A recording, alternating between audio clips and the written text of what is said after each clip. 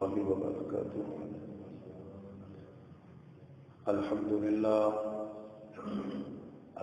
لله نحمده ونستعينه ونستغفره ونؤمن به ونتوكل عليه ونعوذ بالله من شرور أنفسنا ومن سيئات أعمالنا. من يهده الله فلا مضل له ومن يضلله فلا هادي له. وأشهد أن لا إله إلا الله وحده لا شريك له وأشهد أن محمدا عبده ورسوله. أما بعد فإن خير الحديث كتاب الله وخير الهدي هدي محمد صلى الله عليه وسلم وشر الأمور محدثاتها وكل محدثة بدعة وكل بدعة ضلالة وكل ضلالة في النار. اللهم صل على محمد وعلى آل محمد كما صليت على إبراهيم وعلى آل إبراهيم إنك حميد مجيد. اللهم بارك على محمد وعلى آل محمد كما باركت على إبراهيم وعلى آل إبراهيم إنك حميد مجيد. رب اشرح لي صدري ويسر لي أمري واحلل عقدة من لساني يفقهوا قولي.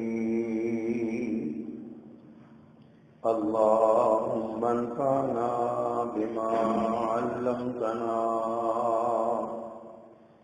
وعلمنا ما ينفعنا وزدنا علما.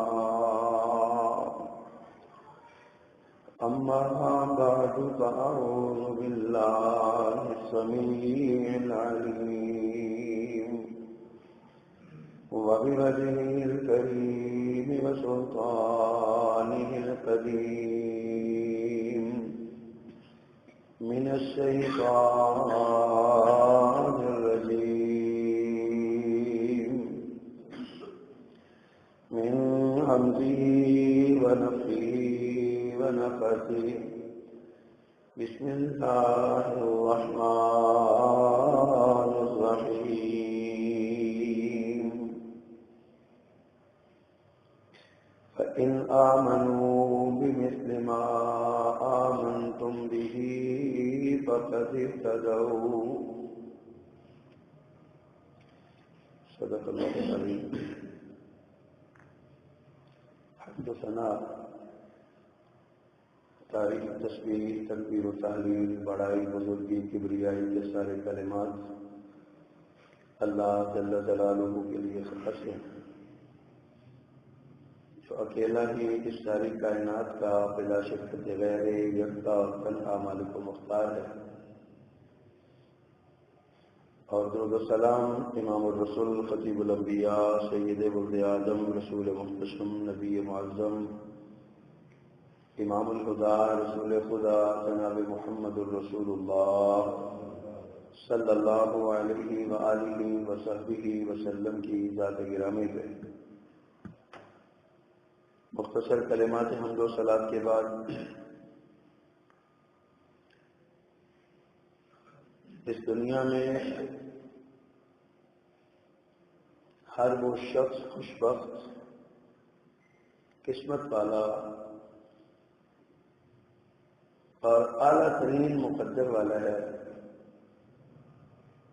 جس نے کسی بھی نبی کی، کسی بھی رسول کی زیارت کی، ان پر ایمان لایا اور ان کی مدد کی،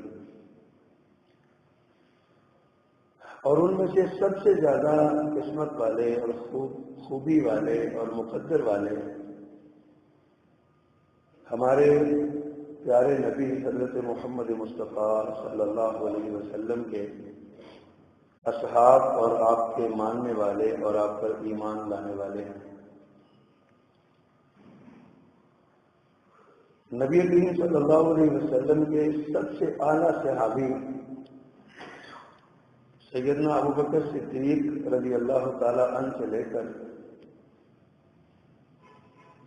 وہ صحابی جس نے ایک لمحے کے لیے بھی آپ کی زیارت کی ہے، ایک ہی بار آپ کی زیارت کی ہے، ان تک ہر صحابی قسمت کا دھنی، خوش بخت، خوش نصیب اور اعلیٰ ترین مقام اور مرتبے والا ہے۔ کم و بیش 1000 سے زیادہ آیات قرآنی ہیں جن میں رسول اللہ صلی اللہ علیہ وسلم کے اصحاب کی عظمت بیان کی گئی ہے۔ رضی اللہ عنہم ورضوا عنہ کے ذریعے اللہ نے ہمیشہ کی رضامندی کا سرٹیفکیٹ دے دیا ان کو۔ اولئک هم المؤمنون حقا کہہ کر ہمیشہ کے لیے ان کے ایمان پر مہر لگا دی ہے، اور فَإِنْ آمَنُوا بِمِثْلِ مَا آمَنْتُمْ بِهِ فَقَدِ اهْتَدَوْا کہہ کر پوری کائنات کے لوگوں کے لیے مشعل راہ بنا دیا ہے صحابہ کرام رضوان اللہ علیہم اجمعین کو۔ یہ وہ لوگ ہیں جنہوں نے اللہ کے دین کے لیے، اللہ کے لیے، اللہ کے رسول کے لیے جان، مال، عزت، آبرو، خاندان، قوم، قبیلہ، ملک، کاروبار، ہر شے قربان کرتی ہے۔ ان کی قربانیاں لاجواب بھی ہیں اور لاجواب بھی، بے نظیر بھی ہیں اور بے مثال بھی اور بے انتہا۔ کسی نے قربانی سیکھنی ہو تو حضرات صحابہ کرام رضوان اللہ علیہم اجمعین سے سیکھے، کسی نے وفا سیکھنی ہو تو حضرات صحابہ کرام رضوان اللہ علیہم اجمعین سے سیکھے، کسی نے اطاعت سیکھنی ہو تو حضرات صحابہ کرام سے سیکھے۔ الغرض صحابہ کرام رضوان اللہ علیہم اجمعین ہر امیر کے لیے، ہر غریب کے لیے، حاکم کے لیے، رعایا کے لیے، کسی تاجر کے لیے، کسی عابد کے لیے، کسی زاہد کے لیے، کسی سیاستدان کے لیے صحابہ کرام مشعل راہ ہیں۔ جس بندے نے حضرات صحابہ کرام رضوان اللہ علیہم اجمعین کا راستہ چھوڑا ہے تو اللہ نے فرمایا کہ جو ان کے راستے سے دور ہوا، اللہ نے پھر اس کو مومنوں کے راستے سے ویسے ہی دور کر دیا، وہ مومنوں کے راستے سے رہا ہی نہیں۔ نبی کریم صلی اللہ علیہ وسلم نے اپنے سینکڑوں فرمودات میں اپنے اصحاب کی کبھی فردن کبھی اجتماعی طور پہ ان کی صفت بیان کی ہے، تعریف کی ہے، توصیف کی ہے۔ آپ نے ارشاد فرمایا اصحابی کالنجوم بأیہم اقتدیتم اہتدیتم، میرے صحابہ روشن ستاروں کی طرح ہیں، ان میں سے جس کی پیروی کرو گے ہدایت پا جاؤ گے۔ کیونکہ صحابہ کرام کے بارے میں قرآن نے کہا اولئک هم المہتدون، صحابہ کرام کے بارے میں کہا اولئک هم الفائزون، صحابہ کرام کے بارے میں کہا اولئک هم المؤمنون، کہیں کہا یہ مومن ہے، کہیں کہا یہ کامیاب ہیں، کہیں کہا یہ ہدایت یافتہ ہے۔ اس لیے میرے آقا صلی اللہ علیہ وسلم نے فرمایا جس کے پیچھے لگو گے، جس کی پیروی کرو گے، ہدایت کا کرو گے، کہ یہ ہدایت کے راستے کے راہی ہے۔ صحابہ کرام کا جذبہ اطاعت اور جذبہ ایمانی اتنا مضبوط تھا کہ جب ان کو اپنے کسی ذاتی عمل کے خلاف، اپنے فعل اور اپنے نظریے کے خلاف پتہ چلتا کہ میں غلط ہوں اور نبی صلی اللہ علیہ وسلم کا فرمان یہ ہے، تو وہ اسی وقت اپنی بات سے رجوع کر کے پیچھے ہٹ جاتے تھے۔ 1,44,000 کم و بیش صحابہ کرام ہیں، وہ لوگ جنہوں نے رسول اللہ صلی اللہ علیہ وسلم کی ذات، آپ کے چہرہ اقدس کو دیکھا، اپنی آنکھوں سے دیکھا اور ایمان کی حالت میں دیکھا، چاہے ایک لمحے کے لیے دیکھا، چاہے طویل مدت کے لیے دیکھا۔ جس نے ایمان کے ساتھ کائنات کے امام کو دیکھ لیا ایک لمحے کے لیے بھی، اللہ تعالیٰ نے اسے شرف صحابیت سے برابر فرما دیا۔ اللہ نے اس کے لیے صحابیت کا اعلان فرما دیا اور اس کے لیے وہ ساری انعامات اور ساری صفات جو کسی صحابی کے لیے ہو سکتی ہیں، اللہ نے اس کے لیے رکھ دی۔ ہم عموماً اپنے علماء سے حضرات صحابہ کرام رضوان اللہ علیہ مجمعین کا تذکرہ سنتے ہیں، ان کی باتیں سنتے ہیں، اپنے ایمان کو بڑھاتے ہیں۔ کبھی سیدنا صدیق اکبر رضی اللہ تعالی عنہ، کبھی سیدنا فاروق اعظم رضی اللہ تعالی عنہ، کبھی سیدنا عثمان غنی، کبھی سیدنا علی، کبھی سیدنا امیر معاویہ، کبھی عشرہ مبشرہ، کبھی بدر کے صحابہ کرام، کبھی احد کے صحابہ کرام، کبھی خندق کے جانثار، کبھی خیبر کے جانثار، کبھی صلح حدیبیہ میں جانے والے، کبھی فتح مکہ میں جانے والے صحابہ کرام کا ہم ذکر سنتے ہیں، ایمان بڑھاتے ہیں۔ آج کے خطبے میں 2-3 صحابہ کرام رضوان اللہ علیہ مجمعین کا ذکر کرنا چاہتا ہوں، جن کا عموماً ذکر تو ہوتا ہے، نام تو لیا جاتا ہے، لیکن ان کی سیرت سے ہمیں اتنی آشنائی نہیں ہے۔ ان کی قربانیاں بے انتہا ہیں، ان کے اللہ کے رسول صلی اللہ علیہ وسلم سے وفا کی مثالیں بے انتہا ہیں۔ اللہ کے دین کے لیے مال و جان قربان کرنے کا ان کا جذبہ لائق تکلیف۔ ان میں سے ایک حضرت طلحہ بن عبید اللہ التیمی قریشی رضی اللہ تعالی عنہ۔ حضرت طلحہ عشرہ مبشرہ میں سے ہیں، وہ لوگ جنہیں اللہ کے رسول صلی اللہ علیہ وسلم نے، وہ 10 افراد جن کو اللہ کے رسول صلی اللہ علیہ وسلم نے اپنی زندگی میں جنت کی بشارت دی۔ فرمایا انا النبی فی الجنہ والصدیق فی الجنہ وعمر فی الجنہ وعثمان فی الجنہ وعلی فی الجنہ وطلحہ فی الجنہ وسعید فی الجنہ۔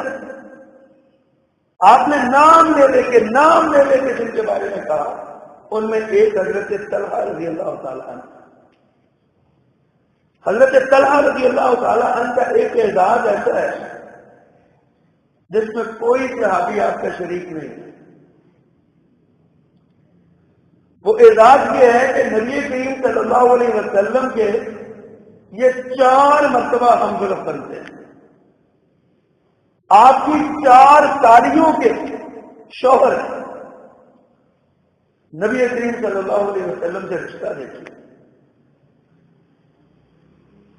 حضرت عائشہ رضی اللہ تعالی عنہا ام المومنین، ان کی بہن ام کلثوم بنت ابو بکر صدیق، سیدہ زینب ام المومنین بنت جحش، ان کی ہمشیرہ سیدہ حمنہ بنت جحش، ام المومنین سیدہ ام حبیبہ رضی اللہ تعالی عنہا، ان کی ہمشیرہ سیدہ فارحہ رضی اللہ تعالی عنہا، اور اسی طرح ام المومنین سیدہ ام سلمہ رضی اللہ تعالی عنہا، ان کی ہمشیرہ سیدہ قریبہ بنت ابو امیہ، یہ میرے پیغمبر کی 4 سالیاں تھیں، اور چاروں ہی مختلف اوقات میں حضرت طلحہ کے نکاح میں گئی۔ یہ ایسا اعزاز ہے جو کسی صحابی کو نہیں ملا، جس طرح حضرت عثمان رضی اللہ تعالیٰ کا یہ اعزاز ہے کہ اللہ کے رسول کی 2 بیٹیاں جگہ بعد دیکھ رہے ان کے نکاح، اور پوری کائنات میں آدم علیہ السلام سے لے کے محمد صلی اللہ علیہ وسلم تک کوئی شخص حضرت عثمان غنی رضی اللہ تعالی عنہ کا اس حوالے سے ہمسر نہیں۔ اسی طرح حضرت طلحہ کا بھی اس حوالے سے کوئی ہمسر نہیں کہ آپ نبی صلی اللہ علیہ وسلم کے 4 مرتبہ ہمسر ہو۔ یہ سیدہ طلحہ رضی اللہ تعالی عنہ السابقون الاولون میں، کہتے ہیں میں تجارت کے لیے بوسرہ نامی شہر میں تھا، منڈی میں تھا، منڈی میں آتا جاتا تھا، جانبدار بڑے تھے کہ اچانک ایک عیسائی راہب کو، عیسائی پادری کو آتے دیکھا، اور اس نے منڈی میں آ کے زور زور سے شور کر دیا، وہ تم میں سے کوئی مکے سے آیا ہے، کوئی مکے سے آیا ہے، کوئی مکے سے آیا ہے۔ حضرت طلحہ آگے بڑھتے ہیں، کہتے ہیں ہاں میں مکے سے آیا۔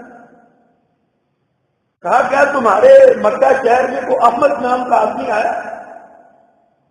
کہتے جی کون احمد؟ احمد بن عبداللہ بن عبد المطلب ابن عبداللہ ابن عبد المطلب، عبداللہ کا بیٹا عبد المطلب کا پوتا، اس نے نبوت کا دعویٰ کیا۔ حضرت فرماتے ہیں مجھے تو علم نہیں، میں تو پہلے سے آ گیا۔ وہ عیسائی راہب کہنے لگا اگر تم وہاں جاؤ اور اس کو پاؤ تو اس پر فوراً ایمان لے آنا، وہ اللہ کا سچا رسول ہے، وہ مکہ سے نکلے گا، یثرب جائے گا، مدینہ جائے گا۔ حضرت طلحہ کہتے ہیں مجھے اتنی بے چینی لگی اور تجسس ہوا، میں نے وہ تجارتی قافلہ وہیں پہ چھوڑا اور خود مکہ اونٹ پہ بیٹھا اور مکہ آ گیا۔ مکہ گھر پہنچا، میں نے اپنے گھر والوں سے پوچھا مکہ میں کوئی نئی بات ہوئی؟ انہوں نے کہا ہاں، وہ عبداللہ کا جو بیٹا تھا نا محمد صلی اللہ علیہ وسلم، اس نے نبوت کا دعویٰ کیا، وہ کہتا میں نبی ہوں۔ اور اس سے بھی زیادہ عجیب بات یہ ہے کہ ابو قحافہ کے بیٹے ابو بکر نے اس پر ایمان لے آیا، ابو بکر نے اس کا کلمہ پڑھ لیا۔ اب حضرت طلحہ فرماتے ہیں کہ ابو بکر کو میں بڑے اچھے طریقے سے جانتا تھا، میں اس کے ساتھ کاروبار کرتا تھا، میری خواہش یہ ہوتی تھی کہ جب کبھی میں فارغ ہو جاؤں میں اس کے پاس بیٹھوں گا کے۔ اتنا دیانتدار اور اتنا صدیق اور اتنا امانت دار تھا وہ شخص، اور اس سے بڑی عقل کی فہم کی باتیں ہم سنا کرتے تھے۔ کہتے میں وہاں سے نکلا اور سیدھا ابو بکر صدیق رضی اللہ تعالیٰ عنہ کے پاس پہنچا اور اس سے پوچھا کہ یہ کیا میں سن رہا ہوں، آپ نے وہ نیا دین قبول کر لیا؟ حضرت ابو بکر صدیق رضی اللہ تعالیٰ عنہ پہلے ہی ساتھ میں تھے، ساری بات سمجھائی اور بتایا۔ فرمایا تمہیں کیسے پتا چلا؟ اس نے کہا میں فلاں فلاں شہر میں تھا اور وہاں پہ میں نے یہ داستان سنی اور میں دوڑا۔ حضرت ابوبکر صدیق حیران رہ گئے، بازو پکڑ کے اس کا کہتے ہیں کہ چلو میرے ساتھ اللہ کے رسول کے پاس جا کے یہ بات سناؤ، اور خود ان کی باتیں سنو۔ یہ طلحہ بن عبید اللہ رضی اللہ تعالی عنہ یہ چوتھے اور ایک روایت کے مطابق 8ویں شخص ہیں جنہوں نے اللہ کے رسول پر کلمہ پڑھا اور مسلمان ہو، اور پھر اس کلمہ پڑھنے کے دن سے لے کے پھر زندگی کے آخری سانس تک میرے پیغمبر سے جڑے رہے۔ چونکہ یہ حضرت صدیق اکبر کا ایک قبیلہ تھا، بنو تیم سے تھے، اللہ اکبر. تو ان کا نا ایک سردار تھا جس کو نوبل کہتے تھے. نوبل نے اس کو شیر قریش کہا جاتا تھا, بڑا بہادر آدمی تھا. اس نے کہا تم نے کلمہ پڑھ لیا, تم نے باپ دادا کا دین چھوڑ دیا. پہلے ان کو ویسے سمجھایا محبت سے کہ دیکھو باپ دادا کا دین نہیں چھوڑا کرتے, باپ دادا کی رسوم و رواج نہیں چھوڑا کرتے. فرما بردار اولاد جو ہوتی ہے نا وہ اللہ کی چاہے باغی ہو جائے ماں باپ کی فرما بردار رہتی ہے, لہذا تم یہ بات آ جاؤ. جب وہ بات نہ آئے پھر ایک ہی رسی کے ساتھ اس نوفل نے سیدنا صدیق اکبر اور سیدنا طلحہ کو باندھا اور مکہ کے لپنگوں کے حوالے کیا اور فرمایا ان دونوں کو مارا. دونوں کو مارا اور تشدد کا نشانہ بنایا. لیکن دونوں ہی اللہ کے رسول صلی اللہ علیہ وسلم سے بے وفائی پر آمادہ نہ ہوئے. صبغۃ اللہ ومن احسن من اللہ صبغہ. رنگ اللہ کا, اور اللہ کے رنگ سے بہتر کون سا رنگ ہے؟ جس پر بھی یہ رنگ چڑھ گیا نا بس اس نے ہر شے پر اللہ اور اللہ کے رسول کے نام پہ قربان کر. حضرات یہ طلحہ رضی اللہ تعالی عنہ, یہ ان کا ایک اور اعزاز بھی ہے جس میں یہ حضرت عثمان کے ہمسر ہیں. جس طرح اس معاملے میں جناب عثمان رضی اللہ تعالیٰ عنہ کے ساتھ ملتا جلتا اعزاز ہے نا, اسی طرح یہ بدر کے میدان میں بدر کی جنگ میں شریک نہیں تھے. اللہ کے رسول صلی اللہ علیہ وسلم نے ان کی ڈیوٹی لگائی تھی کسی اور جگہ پر. یہ جب وہاں سے ڈیوٹی کر کے واپس آئے تو بدر کی جنگ ختم ہو چکی تھی.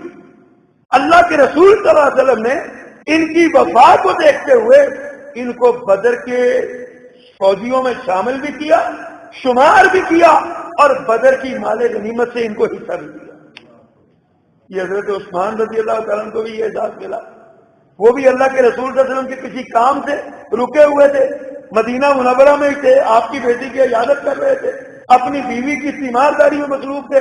اللہ کے رسول صلی اللہ علیہ وسلم نے جب مکہ سے جب بدر سے واپس ہوئے تو آپ نے جناب عثمان کو بدر کے فوجیوں میں شمار فرمایا اور مال غنیمت میں سے حصہ دیا.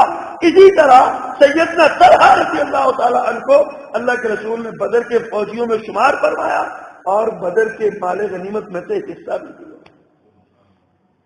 یہ اعزاز جناب طلحہ رضی اللہ تعالیٰ عنہ کا. اس میں تو شریک نہ ہو سکے لیکن غزوہ احد میں شریک ہوئے. اور حضرات غزوہ احد میں سیدنا طلحہ نے کیا کردار ادا کیا, اگر میں کچھ بھی نہ بیان کروں تو صرف سیدنا صدیق اکبر کا ایک قول نقل کر دوں, صرف ایک بات سیدنا صدیق اکبر کی, تو حضرت طلحہ کے بارے میں جو کردار اور جو قربانی انہوں نے دی کھل کے سامنے آ جاتی ہے. سیدنا صدیق اکبر فرماتے ہیں احد کی لڑائی اصل میں لڑی ہی طلحہ نے ہے, لڑی ہی طلحہ نے ہے احد کی لڑائی. کیسے؟ جب مسلمانوں کو فتح ملی پھر ایک معمولی سی غلطی سے وہ جو درے تھے صحابہ کرام متعین تھے وہ اپنی سمجھ کی غلطی سے ان کو غلطی لگی, اتحادی غلطی ہوئی, انہوں نے وہ درہ چھوڑا اور یہ جیتی ہوئی جنگ بازی پلٹ گئی.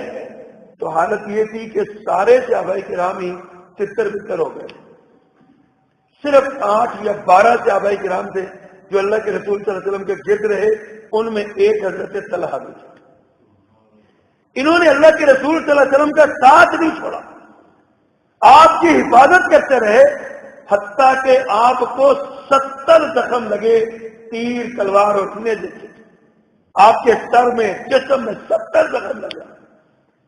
نبی کریم صلی اللہ علیہ وسلم جب گرے نا گڑھے میں, آپ کے دندان مبارک شہید ہوئے, آپ پیچھے ہٹتے ہٹتے گر گئے گڑھے میں, گھڑے سے نکلا نہیں جا رہا تھا.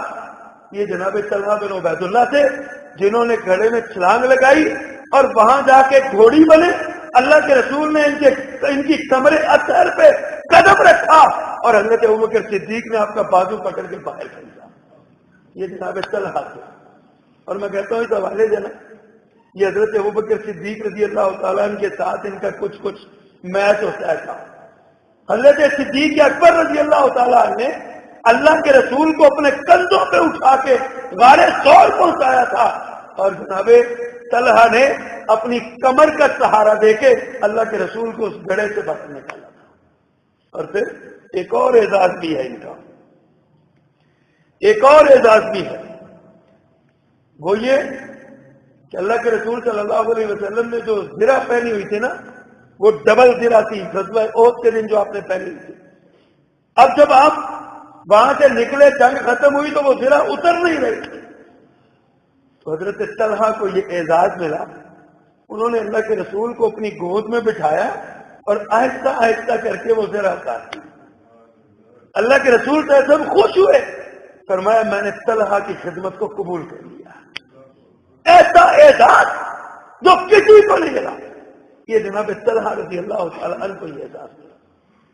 ہمیں اپنی نوجوان نسل کو، اپنی اولاد کو صحابہ کرام کے یہ قصے اور یہ باتیں سنانی چاہیے کہ کس طرح رسول اللہ صلی اللہ علیہ وسلم کا دفاع کیا انہوں نے، کس طرح دفاع کیا۔ اور حضرت طلحہ رضی اللہ تعالیٰ عنہ وہ واحد شخصیت ہیں جن کو غزوہ احد میں اللہ کے رسول نے طلحۃ الخیر کہا، بھلائی کا منبع، خیر کا منبع، نیک طلحہ، طلحۃ الخیر۔ اور غزوہ تبوک میں طلحۃ الفیاض کہا کہ طلحہ نے فیاضی کی انتہا کر دی۔ کیسے؟ جب آپ نے تبوک کے لیے چندہ مانگا نا صحابہ کرام سے کہ بھائی کچھ پیسے دو اللہ کے راستے میں، ہم نے یہ قربانی کرنی ہے اور یہ جنگ میں جانا ہے، تو یہ سارا سلسلہ کرنا ہے، یہ جناب طلحہ رضی اللہ تعالیٰ عنہ تھے جنہوں نے اپنے گھر میں موجود 2000 درہم لا کے اللہ کے رسول کو پیش کر دیے، پرواہ نہیں کرتے تھے۔ اللہ کے رسول صلی اللہ علیہ وسلم نے ان کو بڑی دعائیں دی ہیں، خیر کی، برکت کی دعائیں دی، اور ان برکت کی دعاؤں کا نتیجہ تھا کہ حضرت طلحہ مکہ کے، مدینہ کے، عالم اسلام کے امیر ترین اور رئیس افراد میں شمار ہوتے تھے۔ آپ سن کے یہ حیران ہوں گے، ان کی روزانہ آمدن 1000 دینار تھی، 1000 دینار روزانہ کی آمدن۔ تاجر بھی تھے، ذمہ دار بھی تھے، زمینیں خود زمینیں لے کے ٹھیکے پہ، اور آگے پھر ان کو تیار کرواتے تھے، فصلیں بھجواتے تھے۔ ایسا بڑا بزنس لمبا چوڑا، اور منڈی کے بادشاہ تھے، تاجر سے بہت بڑے۔ اللہ نے ان کو بڑے بڑے اعزازات سے ان کو نوازا حضرات۔ اور پھر غزوہ حنین جب آیا نا، تو اس میں اللہ کے رسول نے ان کو طلحۃ الجود کا خطاب دیا کہ سخی ترین طلحہ، سخی، طلحۃ الفیاض، طلحۃ الجود، اور ایک روایت کے مطابق طلحۃ الجواد، اور تیسری بار آپ کو طلحۃ الخیر کہا گیا۔ اور یہ کہنے والے خود اللہ کے رسول صلی اللہ علیہ وسلم، آپ نے یہ اعزاز دیا حضرت طلحہ رضی اللہ تعالیٰ عنہ، اتنے عظیم صحابی ہے۔ اللہ اکبر۔ حضرات،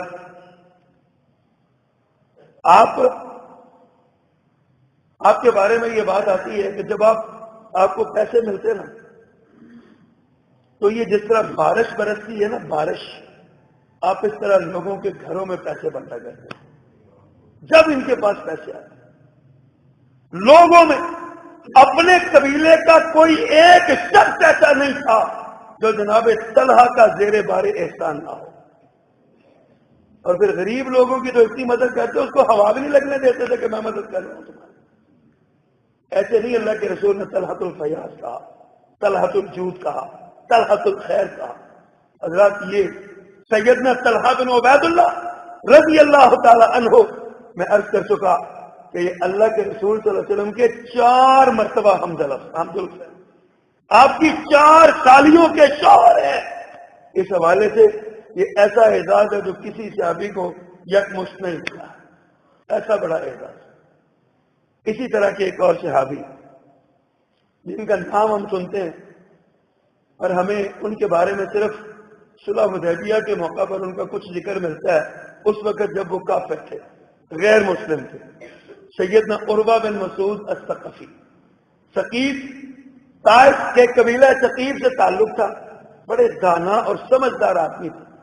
جب اللہ کے رسول صلی اللہ علیہ وسلم 6 ہجری میں حدیبیہ عمرے کے لیے آئے نا، تو حدیبیہ پہ روک دیا گیا آپ کو، تو آپ نے بدیل بن ورقاء کو یہ پیغام دیا کہ مکہ والوں سے جا کے کہو کہ ہم لڑائی کے لیے نہیں آئے، ہم عمرہ کرنا چاہتے ہیں، طواف کریں گے، چلے جائیں گے، ہم لڑائی نہیں کرنا چاہتے۔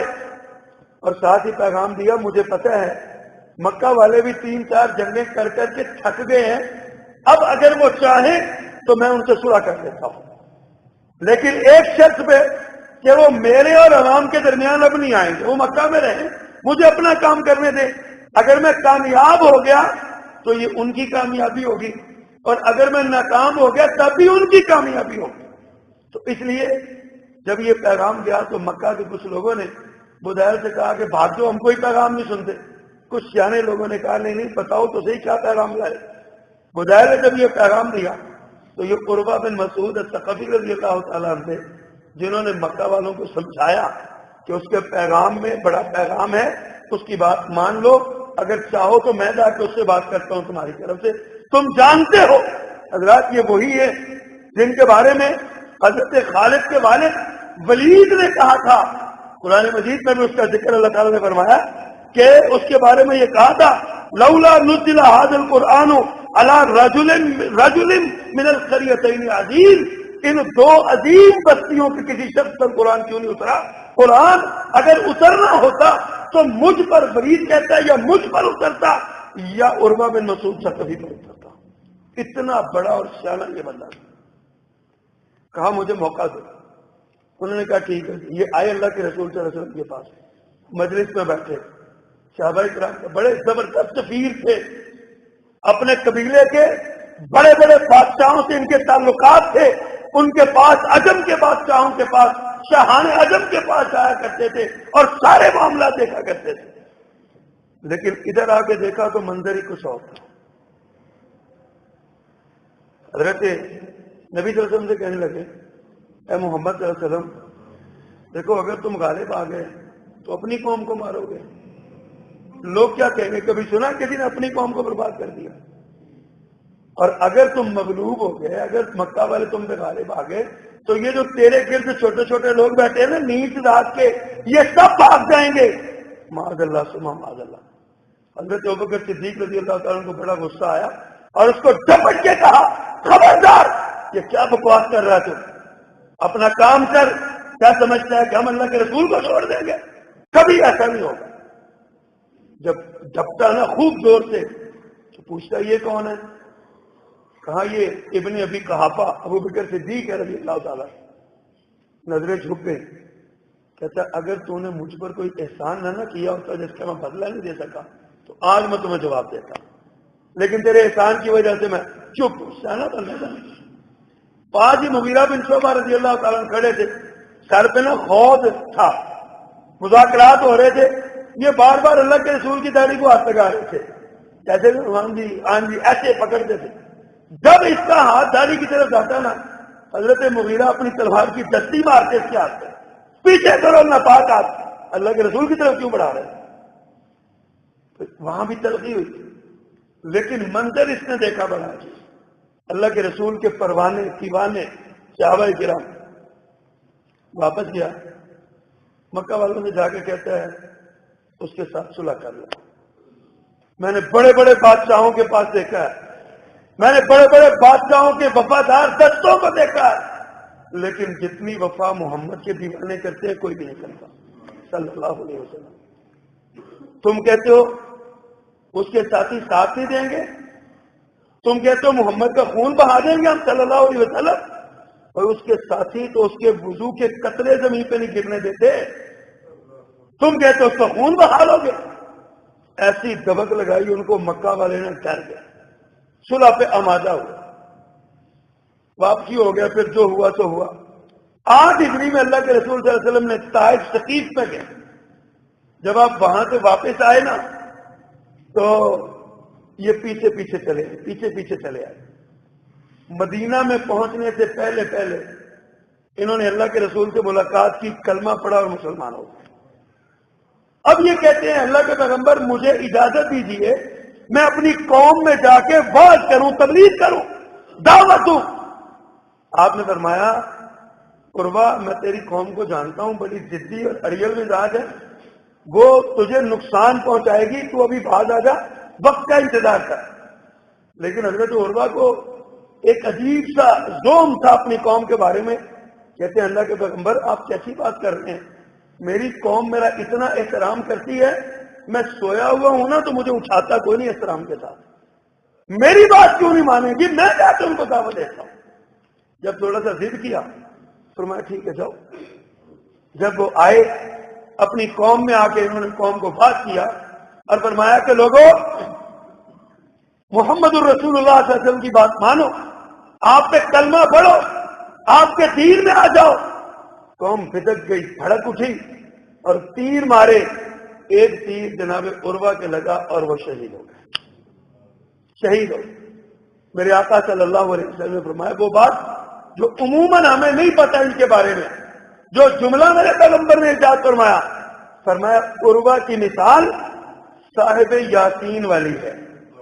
قرآن مجید میں سورۃ یاسین میں جس آدمی کا ذکر آتا ہے نا وجاء من اقصى المدینہ، وہ ایک بزرگ جو 3 انبیاء کی اطاعت میں اور 3 انبیاء کی تائید میں دور دراز سے دوڑتا ہوا آیا تھا اور آگے کہنے لگا اے میری قوم کے لوگوں ان نبیوں پر ایمان لاؤ، یہ تمہیں اللہ کے دین کی دعوت دیتے ہیں۔ اس قوم نے اس آدمی کو جو تیسرا آدمی تھا اقصائے مدینہ سے آنے والا، اس کو مارا اور مار مار کے گرایا اور اس کے اوپر چھلانگیں لگا لگا کے اس کا پیٹ پھاڑ دیا، سینہ پھاڑ دیا، اس کو بدترین انداز میں اس کو موت سے ہمکنار کیا۔ وہ خلعت شہادت پا گیا لیکن وہ آیا تھا، اللہ کے رسول نے فرمایا یہ عروہ بھی اس کی مثال بھی اسی جیسی ہے جیسے وہ تھا، یہ اسی جیسا ہے۔ دیکھیے لمحوں کی محبت ہے نا، کلمہ پڑھا اور پھر واپس چلے گئے اور شہید ہو گئے۔ شہید ہونے سے پہلے کسی نے پوچھا عروہ سناؤ کیا حال ہے، کیسا پایا؟ عروہ کہتے ہیں اصل زندگی ہی یہ زندگی ہے جو ایمان کے بعد ہے۔ کلمہ پڑھا ہے تو محمد سے وفا کا مزہ آ گیا ہے صلی اللہ علیہ وسلم، اور میں ابھی ان کے درجے کو تو نہیں پہنچ سکتا جو اللہ کے رسول کے اولین ساتھی ہیں، شہید ہو گئے، لیکن میں اگر شہید ہو گیا نا تو اللہ کے رسول کے مدینہ پہنچنے سے پہلے پہلے مجھے دفنا دینا تاکہ شاید میرا بھی کچھ حصہ پڑ جائے اس میں۔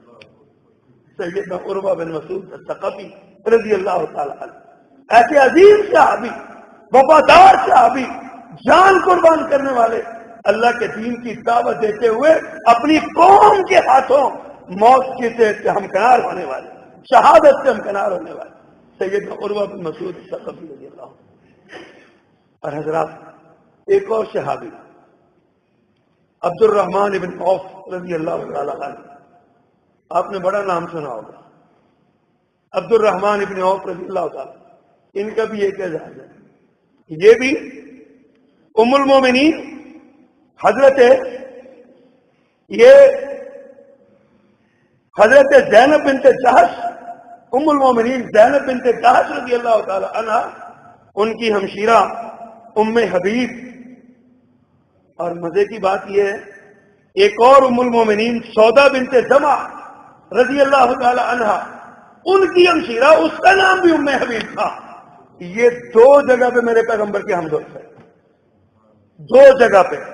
اور حضرت عروہ بن مسعود رضی اللہ تعالی عنہ یہ بھی اللہ کے رسول کے ہمدرد، حضرت امیر معاویہ کی ہمشیرہ ابو سفیان کی بیٹی ام حبیبہ ام المومنین رضی اللہ تعالی عنہ، ان کی ہمشیرہ کے یہ شوہر، یہ بھی اللہ کے رسول صلی اللہ علیہ وسلم کے ہمدرد ہے۔ اور حضرت عبد الرحمن بن عوف رضی اللہ تعالی عنہ یہ بھی عشرہ مبشرہ میں سے، اللہ کے رسول کے بڑے لاڈلے، اور ان کے نام جو اعزاز ہے نا کائنات میں کسی کو نہیں ملا، ابو بکر صدیق کو بھی نہیں ملا رضی اللہ تعالی۔ اللہ کے رسول ایک دن سفر پہ جا رہے تھے تو آپ کہیں سائڈ پہ تھے، لوگ ایک جگہ پہ جمع تھے، نماز کا وقت ہو گیا، لوگوں نے کہا نماز کا وقت ہو گیا، اللہ کے رسول پتہ نہیں کہاں ہیں، جب وہ آئیں گے پڑھ لیں گے یا ہو سکتا ہے وہ وہیں پہ پڑھ لیں۔ عبد الرحمن آپ جماعت کرو۔ عبد الرحمن امام بنے، 1 رکعت پڑھی، نبی صلی اللہ علیہ وسلم تشریف لائے اور نبی صلی اللہ علیہ وسلم نے، کائنات کے امام نے عبد الرحمن کے پیچھے نماز پڑھی۔ یہ اعزاز عبد الرحمن ابن عوف کے سوا کسی کے پاس نہیں۔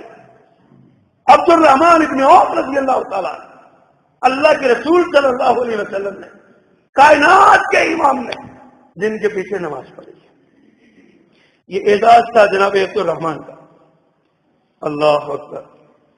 یہ جب مدینہ منورہ ہجرت کر کے آئے نا، یہ وہی شخصیت ہیں، بڑے سرمایہ دار تھے، مالدار تھے، دولت مند تھے، لیکن مکہ جب چھوڑ کے نکلے تو گھر والوں نے، بھائیوں نے، سسرال نے ہر شے کی.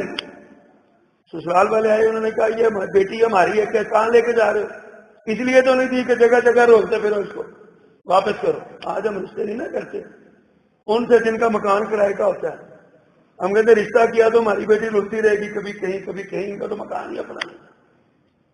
عبد الرحمان بن عوف رضی اللہ تعالیٰ عنہ کے سسرال نے کہا ہم نے بیٹی اس لیے نہیں دی تھی کہ تم اس کو لے کے ہماری بیٹی ہمارے والے کر دی. حضرت عبد الرحمان کے اپنے ماں باپ آئے، انہوں نے کہا یہ جو بیٹا ہے نا، یہ ہمارے خاندان، ہمارا خون ہے، ہم اس کو تمہارے ساتھ نہیں جانے دیں گے. انہوں نے بیٹا چن لیا. ایک بھائی آئے انہوں نے کہا عبد الرحمان جانا ہے تو جاؤ، یہ مال اور دولت ہمارا ہے، ہمارے ساتھ مل کے کمایا، ہم تمہیں نہیں دیں گے. سب کچھ انہوں نے چھین لیا. بڑا بھائی، سب سے بڑا بھائی الگ سے آیا، اس نے کہا جانا ہے تو پیدل جاؤ، یہ اونٹنی میری ہے، یہ مجھے دے کے جاؤ. ہر شے چھین لی. عبد الرحمان بن عوف رضی اللہ تعالیٰ نے سب کچھ قربان کر دیا. مدینہ منورہ پہنچے، اللہ کے رسول صلی اللہ علیہ وسلم سے ملاقات ہوئی. فرمایا عبد الرحمان کہو کیسے آنا ہوا، کیسے آنا ہوا؟ عبد الرحمان فرماتے ہیں اللہ کے پیغمبر سب کچھ لٹا کے آیا، ایمان بچا کے آیا. سب کچھ لٹا آیا، ایمان بچا کے آیا. فرمایا عبد الرحمان کچھ بھی نہیں لٹا کے آیا، ایمان اتنی قیمتی دولت ہے، ساری کائنات قربان ہو جائے، ایمان بچ جائے، میرے آقا کا فتویٰ ہے عبد الرحمان کچھ بھی گوا کے نہیں. حضرت سعد بن ربیع سے ان کی ملاقات کروا دی، بھائی چارہ کروا دیا. حضرت سعد نے ان کا بازو پکڑا، اپنے گھر لے گئے. عبد الرحمان آپ میرے بھائی ہیں، یہ 2 میرے مکان ہیں، ایک آپ کو دیا. اتنی میری جائیداد ہے، آدھی آپ کی ہوئی. اتنی میری زمینیں ہیں، ان کا پھل ہے، آدھی آپ کی ہوئی. حضرت عبد الرحمان مسکرائے، کہتے ہیں مجھے تو ذمہ داری کرنی نہیں آتی. کہا کوئی بات نہیں، ذمہ داری میں کروں گا، حصہ آپ کو ملے گا. سعد بن ربیع رضی اللہ عنہ کیسا ایمان تھا. اور اس سے آگے بڑھے، کہا عبد الرحمان میری 2 بیویاں ہیں، ایک نظر ڈال لو جو تمہیں اچھی لگے اس کو طلاق دیتا ہوں، عدت گزرنے کے بعد اسے نکاح کرتا ہے. ایسی قربانی، ایسی قربانی. نام یاد کروائیں اپنی اولاد کو ان صحابہ کرام کے. حضرت سعد بن ربیع رضی اللہ تعالیٰ عنہ نے جب یہاں پر کروائی، عبد الرحمان مسکرائے، کہا میرے بھائی اللہ تجھے سب کچھ مبارک کرے، مجھے تو بازار کا راستہ بتاؤ، بازار کا راستہ بتاؤ. انہوں نے بازار کا راستہ بتایا. تاجر تھے بڑے زبردست قسم کے، کمال کے تاجر. چند دنوں بعد ہی نبی صلی اللہ علیہ وسلم نے دیکھا کہ عبد الرحمان کے نا کپڑوں پہ وہ خاص نشان لگا ہوا ہے جو عورتوں میک اپ میں استعمال کرتی ہیں، کوئی پاؤڈر، کوئی سرخی یا کوئی ایسی چیز تھی. تو جناب عبد الرحمان کے کپڑوں پہ نشان لگا ہوا. میرے آقا نے دیکھا تو مسکرائے اور بطور مزاح پوچھتے ہیں، دوستوں سے مذاق کرتے ہیں نا، مزاح پوچھتے ہیں عبد الرحمان یہ کیا ہے، یہ نشان کیسا؟ قربان جاؤں جناب عبد الرحمان پہ. آج ہماری شادیاں نہیں ہوتی، وہ نہ آیا، وہ نہ آیا، وہ نہ آیا، وہ نہ آیا. اس ہماری بیٹی کے جو نند ہے اس کے سسرال کی، اس کی پھوپھی کا فلانا آیا تو پتہ نہیں کیا بن جائے گا. عبد الرحمان ابن عوف نے اللہ کے رسول کو نہیں بلایا، اتنا سا مدینہ تھا، چھوٹا سا مدینہ. فرمایا عبد الرحمان یہ کیا تھا؟ آقا شادی کر لی ہے. آقا نے فرمایا اچھا، حق مہر کیا دیا؟ اللہ کے رسول سونے کی ڈلی دی ہے، سونے کی ڈلی دی ہے. اتنے بڑے تاجر تھے، لٹے پٹے خالی ہاتھ آئے اور آتے ہی تجارت کی تو سونے کی ڈلی حق مہر میں دی. میرے پیغمبر دوسرا سوال کرتے ہیں ولیمہ کیا؟ فرمایا نہیں. کہا اولن بلو بشاتل، ایک بکری ذبح کر کے کھلاؤ، ولیمہ ضرور کرو. ولیمے کی اتنی اہمیت ہے، ولیمہ ضرور کرو. یہ عبد الرحمان بن عوف رضی اللہ تعالی عنہ. حضرات غزوہ تبوک میں اللہ کے رسول صلی اللہ علیہ وسلم نے چندہ مانگا. تو یہ انہوں نے اتنا چندہ لا کے دیا، اتنا چندہ لا کے دیا، حضرت عمر رضی اللہ تعالیٰ نے فرمایا ایسا لگتا ہے کہ آج عبد الرحمان گھر کچھ نہیں چھوڑ کے آیا، کچھ نہیں گھر چھوڑ کے آیا۔ اللہ کے رسول صلی اللہ علیہ وسلم نے فرمایا عبد الرحمان گھر کیا چھوڑ کے آئے ہو؟ کہنے لگے اللہ کے پیغمبر جو آپ کو لا کے دیا ہے نا اس سے زیادہ گھر چھوڑ کے آیا ہوں اور اس سے اچھا چھوڑ کے آیا ہوں۔ نبی صلی اللہ علیہ وسلم کو تجسس ہوا، فرمایا کیا چھوڑ کے آئے ہو؟ کہا اللہ کے پیغمبر آپ نے تو وعدہ کیا ہے، اللہ نے وعدہ کیا، آپ ہی فرماتے ہیں جو اللہ کے راستے میں دے گا اللہ اس کو اس سے بہتر اور زیادہ دے گا۔ میں تو اللہ کے وعدے پہ وہ چھوڑ آیا ہوں، سارا کچھ وعدے کی بات کر رہا ہوں۔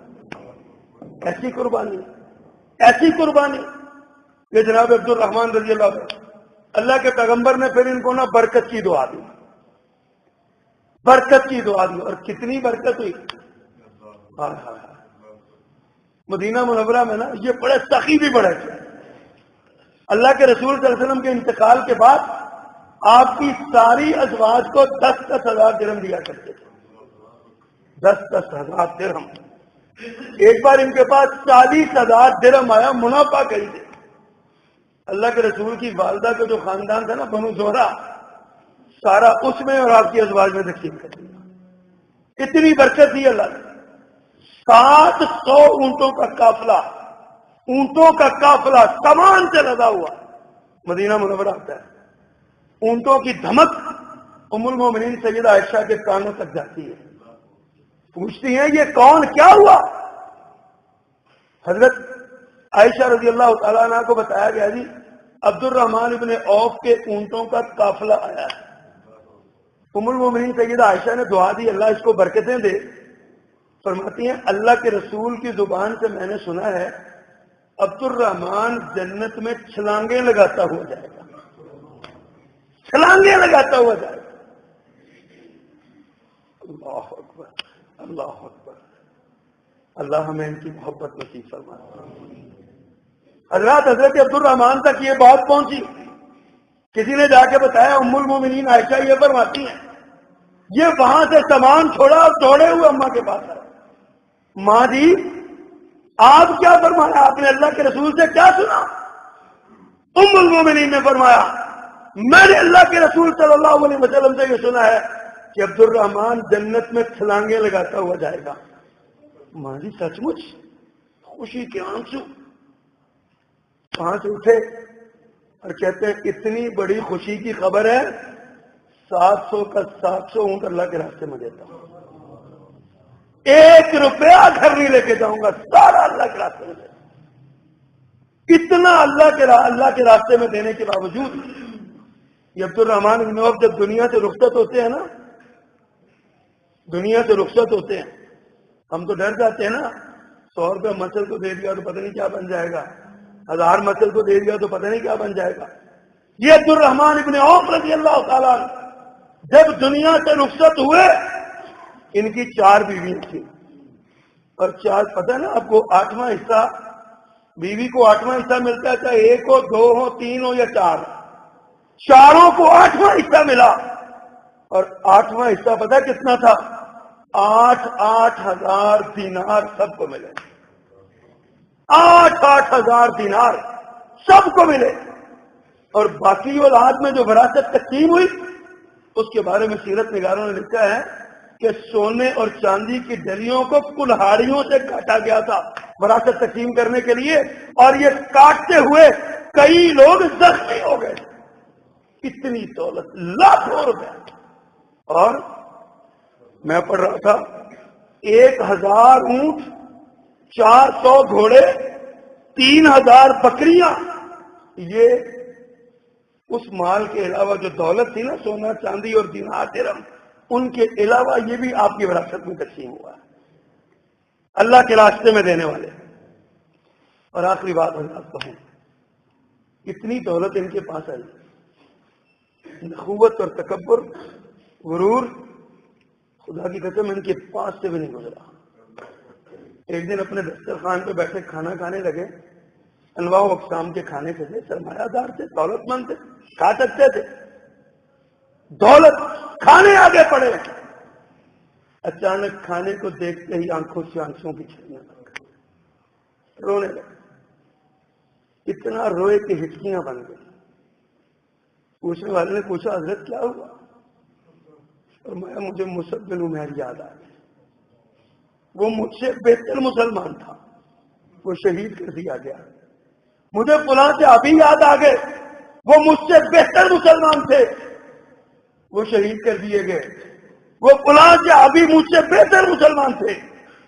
حضرات جن کو اللہ کے رسول نے جنت کی بشارت بھی دی، جن کو نبی کریم صلی اللہ علیہ وسلم نے برکت کی اور خیر کی دعائیں بھی دی، جن کے بارے میں فرمایا عبد الرحمان چھلانگیں لگاتا ہوا جنت میں جائے گا، اچھلتا کودتا کیلیاں کرتا جنت میں جائے گا، مزے مزے سے جنت میں جائے گا، وہ کہتے ہیں کہ وہ مجھ سے بہتر مسلمان تھے، میں زندہ رہ گیا، وہ شہید ہو گئے۔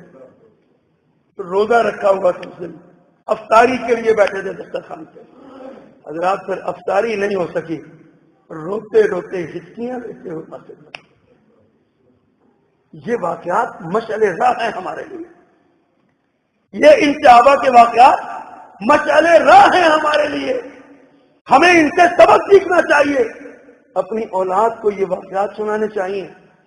کاش کہ ہم میں سے بھی کوئی ایسا بننے کی کوشش کر لے، کاش کہ ہم میں سے بھی کوئی ایسا بننے کی کوشش، بننا تو بڑی دور کی بات ہے نا، بن سکتے ہی نہیں، لیکن کوشش تو کر سکتے ہیں نا، ہم کوشش بھی نہیں کرتے ایسے۔ اللہ تعالیٰ ہمیں صحابہ کرام کی محبت نصیب فرمائے، ہمیں صحابہ کرام والا ایمان اور جذبہ نصیب فرمائے۔ سبحان ربک